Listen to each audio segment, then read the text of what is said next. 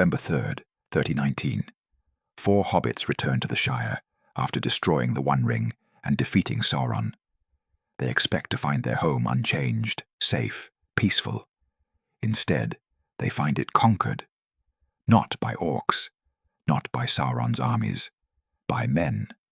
Ruffians with clubs and whips who've turned the Shire into an industrial prison. The old mill is torn down, replaced with a brick factory belching smoke. Trees are cut down for no reason. Hobbits are beaten in the streets for breaking curfews they never agreed to. And ruling over it all from Bag End itself is Saruman. The wizard who nearly destroyed Rohan is now squatting in Frodo's own home.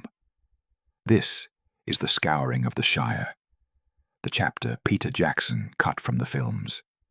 And it's not just an epilogue. It's the moment the hobbits stop being victims of history and become its masters. This is the only time the Shire was completely taken over. And how they got it back reveals something crucial about Tolkien's entire philosophy of power, corruption, and resistance. The 4 hobbits, Frodo, Sam, Merry, and Pippin, cross into the Shire expecting home. They've been gone for over a year. They've walked to Mordor and back. They've seen Minas Tirith crowned with a new king. They've witnessed the end of an age. Now they just want beer, bacon, and their own beds. But something's wrong immediately. The gatekeeper at the Brandywine Bridge isn't the friendly old hobbit they remember. It's a stranger, suspicious and rude. He tells them there are new rules. Capital R. You can't walk the roads after dark. You can't leave the Shire without permission. Big folk, men, are in charge now. The hobbits think he's joking. He's not. As they travel toward Hobbiton, it gets worse. The trees are gone. Not dying, not fallen in storms, deliberately cut down and left to rot. The houses look neglected. Hobbits avoid eye contact, scurrying away like frightened animals. And everywhere, there are these ruffians, big men, dirty and mean, who push hobbits around and laugh when they protest. Sam sees the party tree, the great tree that stood in Hobbiton for generations, cut down. Just a stump. He stares at it and doesn't say anything, but Tolkien writes that his face went very grim. Then they reach Bag End. Frodo's home, the most respectable hole in the Shire. There's smoke coming from the chimney. But it's not Frodo's smoke. Saruman is living there. The wizard who commanded Isengard, who bred the Uruk-hai, who nearly killed them all multiple times, is squatting in Frodo Baggins' living room. So how did the Shire fall? The answer lies in what happened while the hobbits were away. Saruman was defeated at Isengard by the Ents. His tower was broken, his armies destroyed, his power shattered. But he didn't die. Gandalf cast him from the White Council and broke his staff. Saruman was left alive but powerless, a beggar in the ruins of his own fortress. And Saruman, bitter and vengeful, decided that if he couldn't have power, he'd spend his remaining days causing as much petty destruction as possible. He went north with his servant Grima Wormtongue, and he remembered something. The Shire. That soft, undefended land where the hobbits who ruined his plans came from. The Shire had no army, no weapons, no lords. Perfect. Saruman arrived in the Shire, probably in late 3018 or early 3019, while the Fellowship was still on their quest. He didn't come as Saruman the White. He came as Sharky, a mysterious figure who offered help.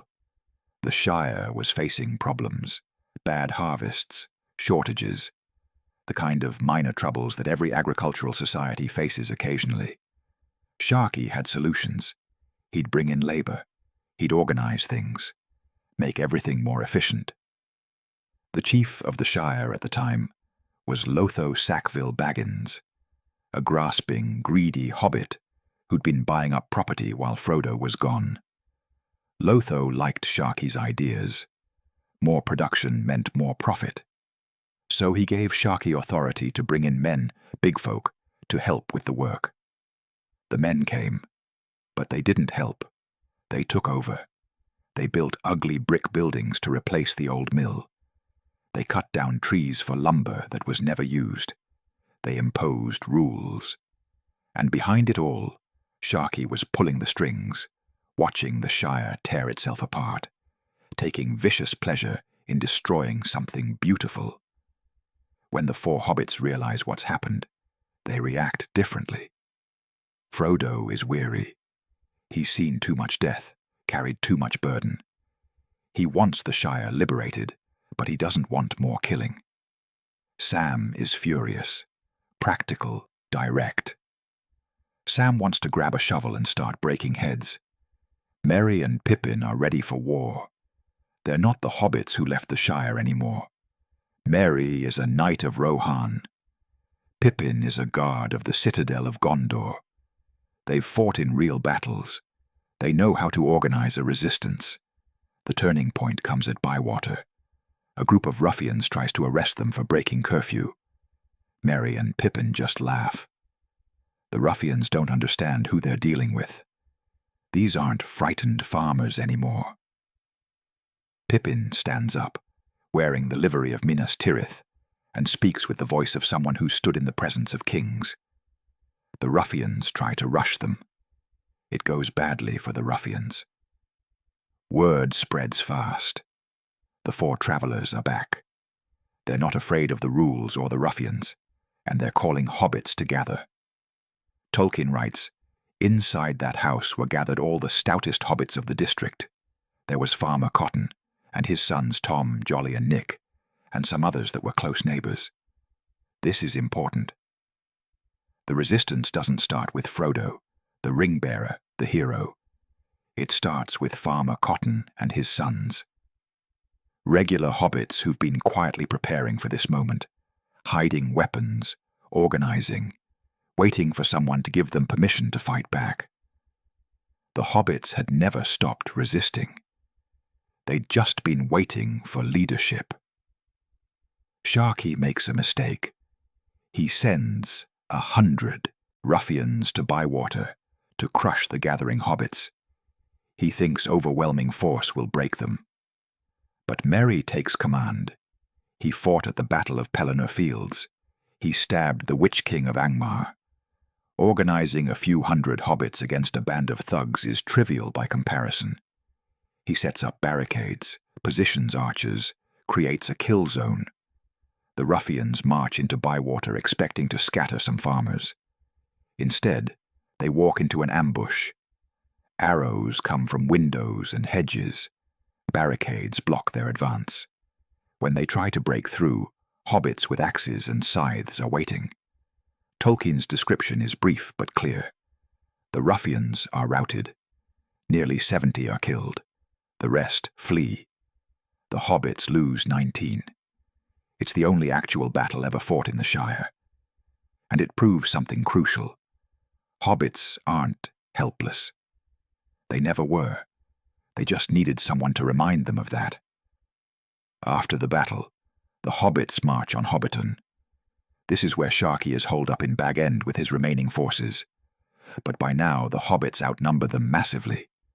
The Shire is rising. Every village, every farm, every hole is sending its folk to drive out the invaders. Sharkey comes out to face them.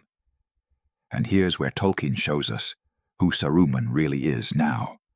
Not the mighty wizard, not the master of Isengard, just a bitter old man in dirty robes, sneering at hobbits. Frodo recognizes him. "Saruman," he says, and Saruman snarls back, "So you have heard the name, have you? I was wondering when you would find out. What will you do? You have no power here." He's right about that. Frodo has no power. The ring is destroyed.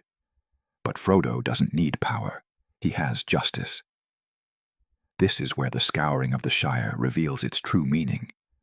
Saruman stands there expecting Frodo to kill him. That's what Saruman would do. That's what power does. It destroys its enemies. But Frodo says, "No, Sam, Do not kill him even now. He has not hurt me, and he has not come to much. I will not have him slain. Saruman is shocked. He's just destroyed the Shire, brutalized its people, squatted in Frodo's home. And Frodo offers him mercy. Not because Saruman deserves it, but because killing him would make Frodo into something he refuses to become. Saruman laughs bitterly and walks away. But as he leaves, he turns and stabs Frodo with a hidden knife. The blade doesn't pierce the mithril coat Frodo wears beneath his jacket. Frodo isn't even hurt. But the hobbits see this. They see Saruman attack the hobbit who just spared his life. And something breaks in Wormtongue. Grima has been Saruman's slave for years, beaten and degraded, and forced to do terrible things. In that moment, watching Saruman try to murder someone who showed him mercy, Grima snaps. He pulls out a knife and cuts Saruman's throat. Then hobbit archers kill Grima. Both bodies lie in the road. And Tolkien writes one of the most haunting passages in the entire book. To the dismay of those that stood by, about the body of Saruman. A grey mist gathered, and rising slowly to a great height, like smoke from a fire. As a pale, shrouded figure, it loomed over the hill. For a moment it wavered, looking to the west, but out of the west came a cold wind, and it bent away, and with a sigh dissolved into nothing. Saruman's spirit looks west toward Valinor, toward the undying lands where he came from thousands of years ago. But the wind from the west blows him away. He's not allowed to return. He's cast out forever. That's the real death. After Saruman's death, the hobbits begin rebuilding. Sam uses the gift Galadriel gave him, the box of earth from her garden, and plants it across the Shire. Trees spring up overnight. Gardens bloom. The next year's harvest is legendary. The Shire becomes more beautiful than it ever was. This is what the scouring of the Shire means. It's not about the battle. It's about what happens after. The hobbits don't just drive out the invaders. They heal their land. They rebuild. They choose mercy over vengeance. And they prove that you can face evil, defeat it, and not become it. The only time the Shire was taken over was also the moment the Shire proved it couldn't be broken.